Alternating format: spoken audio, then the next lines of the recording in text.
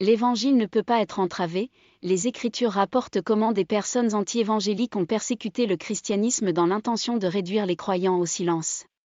Cependant, les persécuteurs ont perdu leur bataille et les croyants ont gagné. Tous les efforts que les ennemis ont déployés contre le christianisme ont fini par l'aider. Les persécutions ont aidé les croyants à se renforcer.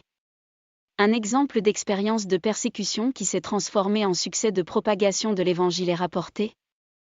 Quant à Saul, il a fait des ravages dans l'Église, entrant dans chaque maison, et traînant des hommes et des femmes, les envoyant en prison. C'est pourquoi ceux qui étaient dispersés allaient partout en prêchant la parole. Alors Philippe descendit à la ville de Samarie et leur a prêché le Christ. Et la foule écoutait d'un commun accord les paroles de Philippe, entendant et voyant les miracles qu'il faisait. Car des esprits impurs, criant d'une voix forte, sont sortis de beaucoup de possédés. Et beaucoup de paralysés et de boiteux ont été guéris. Et il y eut une grande joie dans cette ville. Acte 8, 3-8. Leçon, l'évangile de Jésus-Christ ne peut être arrêté car c'est un mouvement que Dieu a établi pour sauver l'humanité de ses péchés.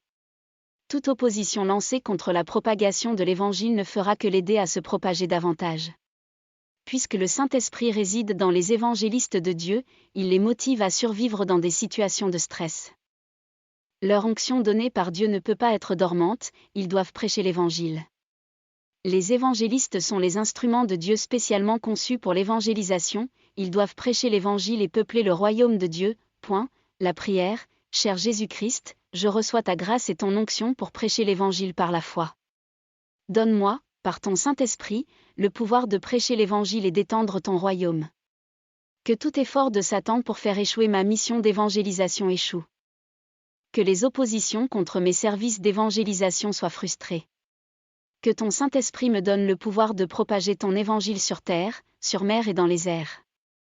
Laisse-moi prospérer avec ton évangile dans le monde entier. Car au nom de Jésus bon sang, je fais mes demandes. Amen.